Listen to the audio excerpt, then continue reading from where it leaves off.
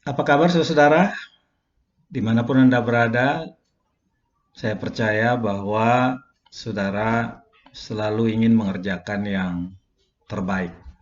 Karena memang sifat kita adalah menginginkan pekerjaan-pekerjaan yang berguna bagi banyak orang, bukan hanya bagi keluarga dan bagi masyarakat. Kita ingin terus belajar, bahkan orang tua mengirim anaknya terus belajar dan mungkin memberikan modal supaya dia bisa menghasilkan prestasi demi prestasi. Dalam bahasa teologinya barangkali lebih cocok dikatakan kita ingin di dalam hidup ini anak kita berguna, keluarga kita berguna, bahkan diri kita berbuah. Tidak salah ya, bahwa Tuhan Yesus juga pernah mengatakan di dalam Yohanes pasal yang ke-15 ayat yang ke-16, ketika dia mengatakan pada murid-muridnya, bukan kamu yang memilih aku, tetapi akulah yang memilih kamu, dan aku telah menetapkan kamu supaya kamu pergi dan menghasilkan buah. Dan buahmu itu tetap, supaya apa yang kamu minta kepada Bapa dalam namaku, diberikannya kepadamu. Dan ternyata buah yang dia harapkan itu salah satunya adalah kasihilah seorang akan yang lain. Hidup akan berguna kalau kita hidup dalam perdamaian dengan orang lain. Supaya bisa berdamai dengan orang lain, tentu harus juga terlebih dahulu berdamai dengan diri kita atau berdamai dengan kelemahan kita dan masa lalu kita. Pada tahun 2015, Bapak Andar Ismail menuliskan sebuah buku yang sangat terkenal, bagian dari seri Selamat dengan judul Selamat Berbuah.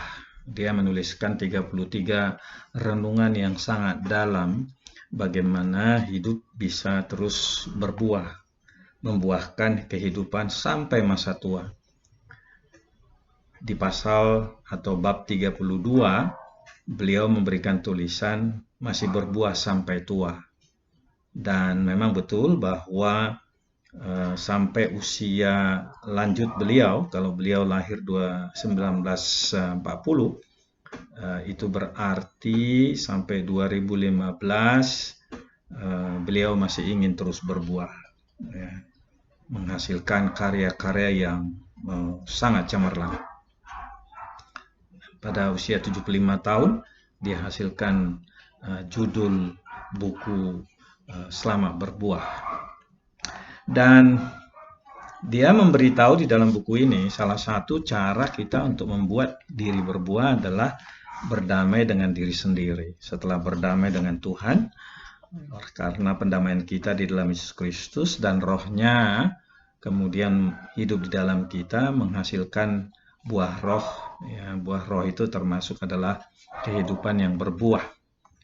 Dan orang harus berdamai dengan dirinya sendiri, berdamai dengan saudara kandungnya, itu dituliskan di bab 5, dan juga berdamai dengan masa lalu.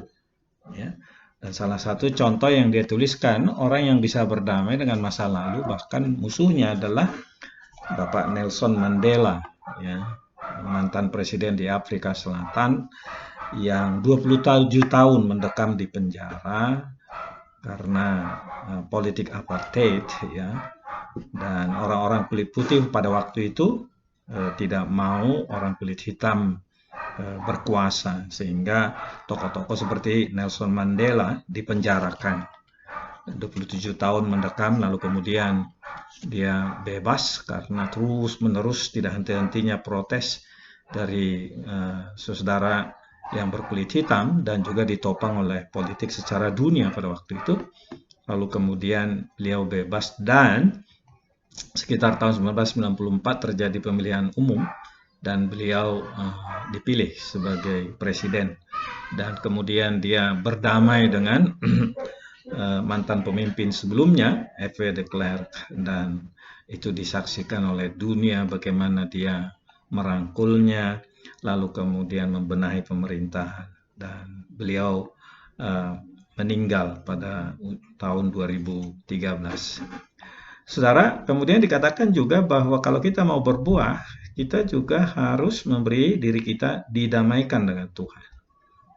Ya, dan juga bahwa kita mengevaluasi diri kita, termasuk juga bahwa kita berdamai dengan masa lalu kita.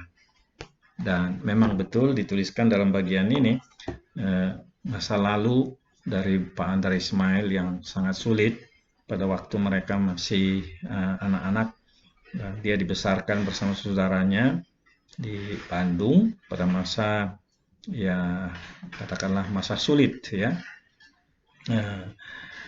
Setelah zaman kemerdekaan sangat sulit kehidupan itu, dan bagaimana dia menceritakan di situ pernah menjadi loper koran, padahal waktu itu dia masih sekolah ya, di sekolah dasar.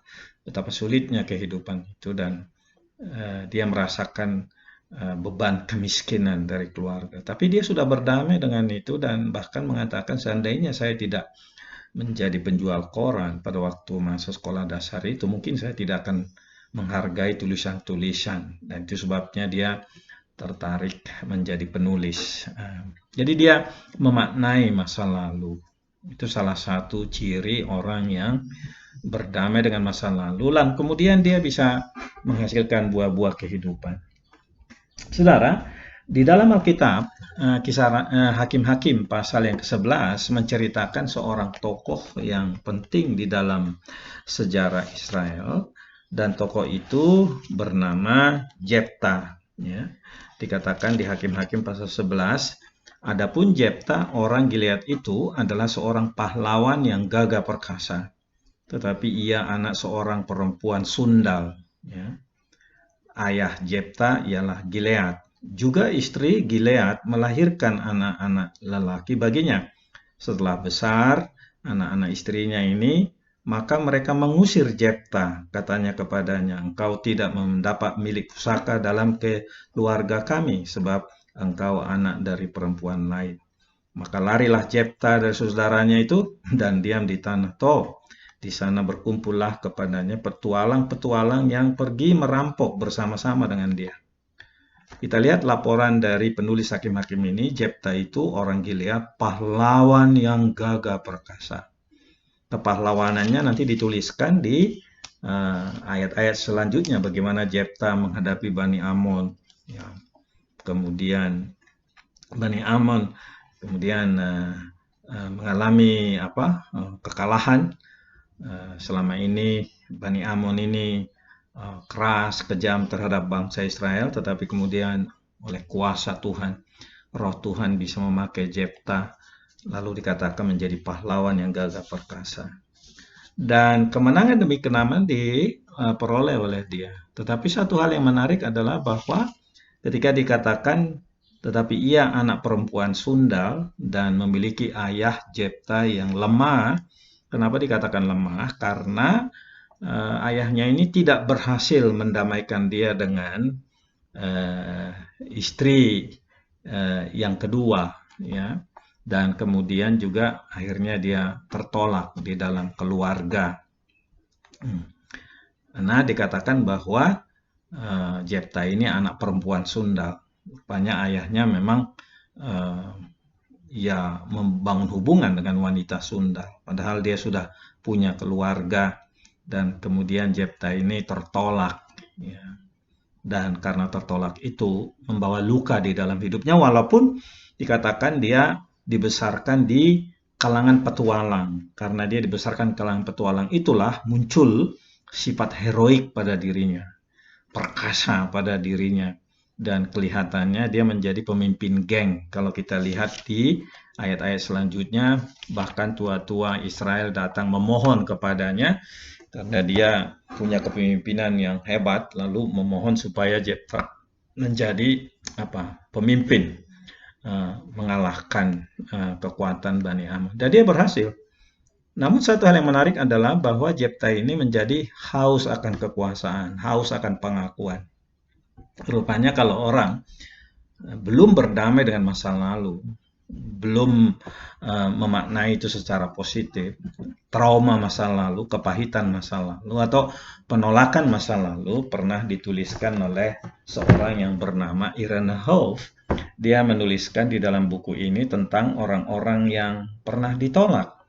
Dan ketika masa kecilnya mereka tertolak, sampai masa tua, kalau itu tidak berdamai, itu berdampak besar.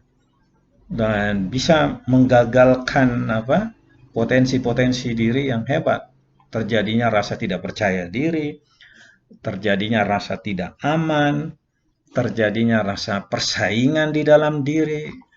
Muncul dia secara terselubung, Pak. Tidak mau disaingi orang lain, lalu selalu melawan atasan, selalu ingin menyimpang dari aturan yang sudah ada, dan rasa tidak tentram, ingin memiliki, sifatnya posesif, posesif bisa harta, bisa kekuasaan, dan lain sebagainya. Dan itu uraian yang sangat bagus akibat dari perasaan tertolak masa lalu. Dan Jefta mengalami hal itu. Itu sebabnya kita lihat di Hakim-Hakim pasal yang ke-11, 12, akhirnya Jefta seperti menaikkan nazar. Tuhan, kalau Engkau memberikan kemenangan kepadaku, maka apapun yang keluar dari rumahku kalau aku pulang, akan ku persembahkan padamu.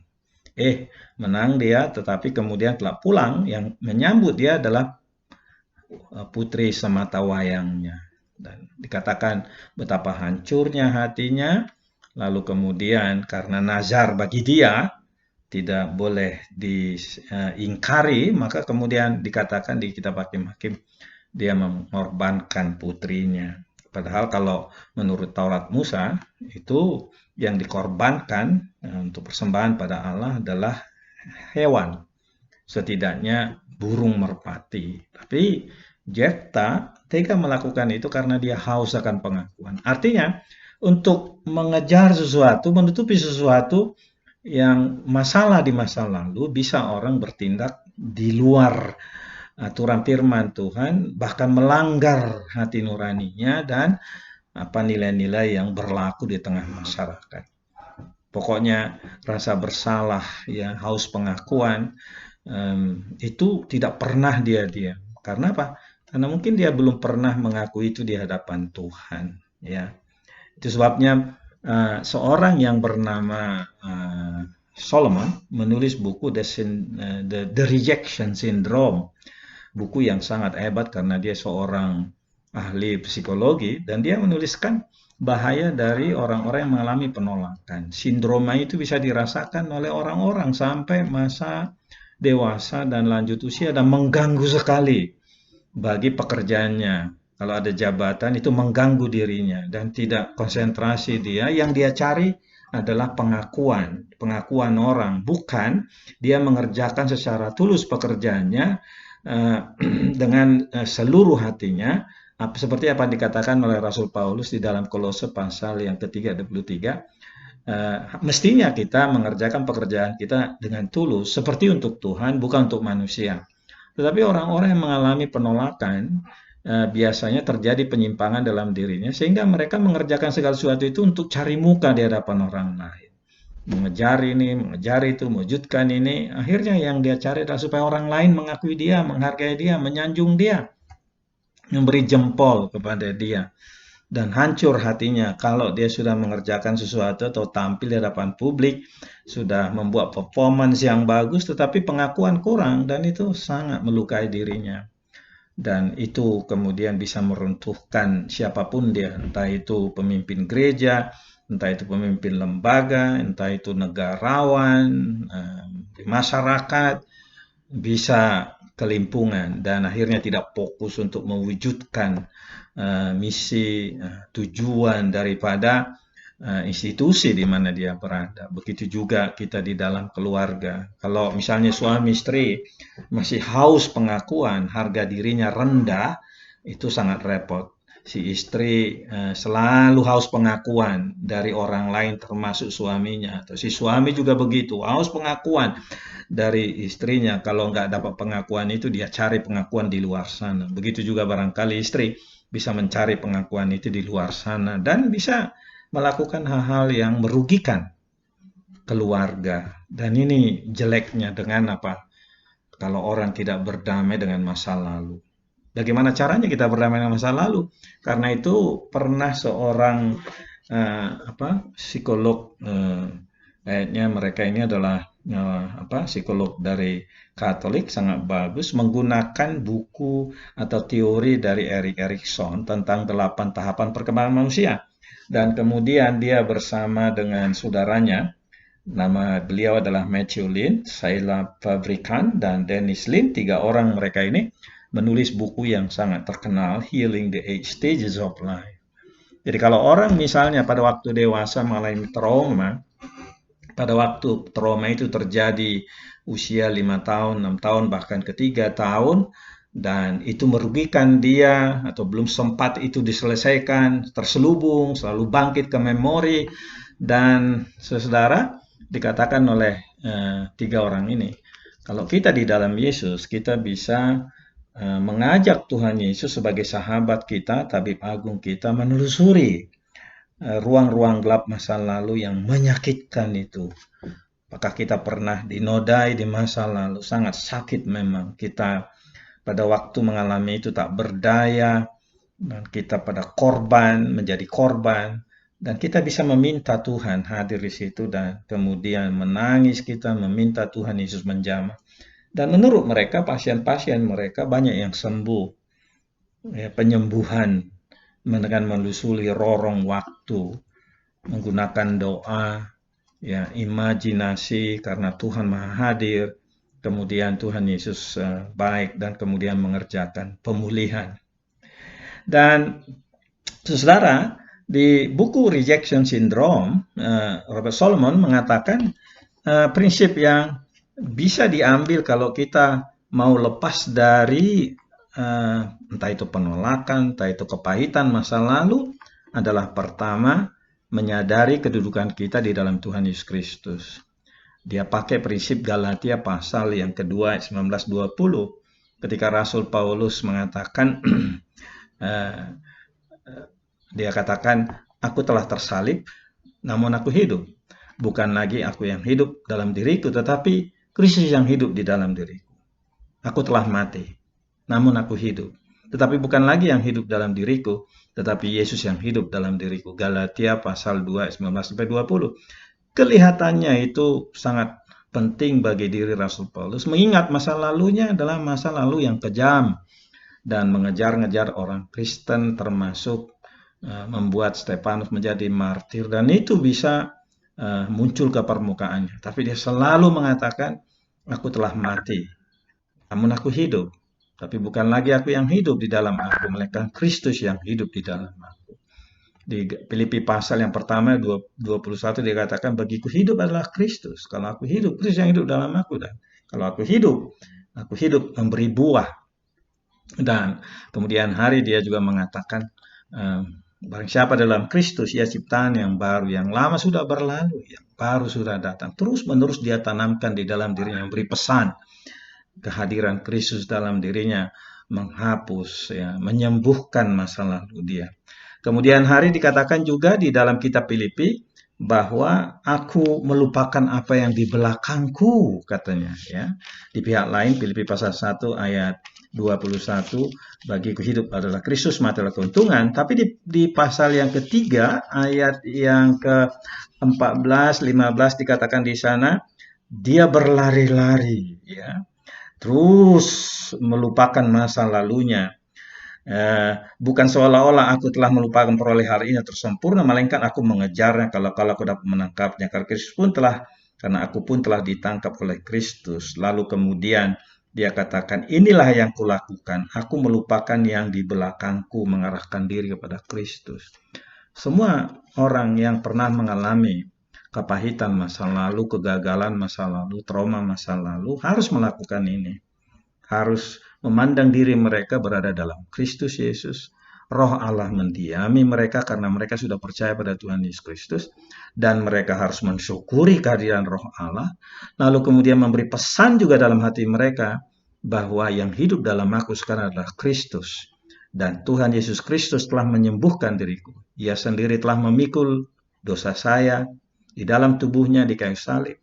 Dia memikul segala kelemahan saya dalam tubuhnya di kayu salib, supaya saya yang telah mati terhadap dosa, kelemahan, kekurangan, hidup untuk kebenaran. Dan Roh Allah menghidupkan itu. Dan kemudian yang dilakukan Rasul Paulus lagi adalah memberi dirinya dipimpin oleh Roh Allah. Ya, Roh Allah memimpin dirinya. Itu sebabnya dia berulang kali katakan, berilah dirimu dipimpin oleh Roh Allah. Supaya apa? Supaya dalam diri orang yang dipimpin oleh Roh Allah itu muncul apa? Kebencian diganti oleh kasih. Ya kan? Kemudian duka cita karena masa lalu diganti oleh sukacita. Kemudian pikiran kalu, perasaan gelisah diganti oleh damai sejahtera. Karena buah roh adalah kasih, sukacita, damai sejahtera. Dan sampai kepada penguasaan diri yang diberikan oleh Tuhan. Jadi, kalau kita mau berbuah dalam kehidupan ini, jangan mau dibelenggu oleh masa lalu. Masa lalu apapun yang pahit, kalau Anda sudah dalam Kristus, itu sudah selesai. Berilah pesan kepada dirimu bahwa bukannya aku lagi yang hidup dalam diriku, tapi Kristus yang hidup dalam aku. Dan rohnya memenuhi diriku. Terima kasih Tuhan, bahwa engkau hadir dalam diriku karena rohmu telah kau meteraikan dalam diriku. Bahkan Anda bisa katakan, terima kasih Roh Kudus, bahwa engkau menghadirkan dalam diriku bukan lagi kebencian masa lalu, tetapi kasih. Kasih Bapa melingkupi aku. Aku bersama dengan engkau dan untuk berbuah. Terima kasih bahwa engkau telah memanggil aku. Bukan aku yang memilih engkau, tapi engkau yang memilih aku. Supaya aku menghasilkan buah dalam kehidupan ini. Terima kasih Tuhan. Jadilah kehendak-Mu. Tuhan Yesus memberkati saudara.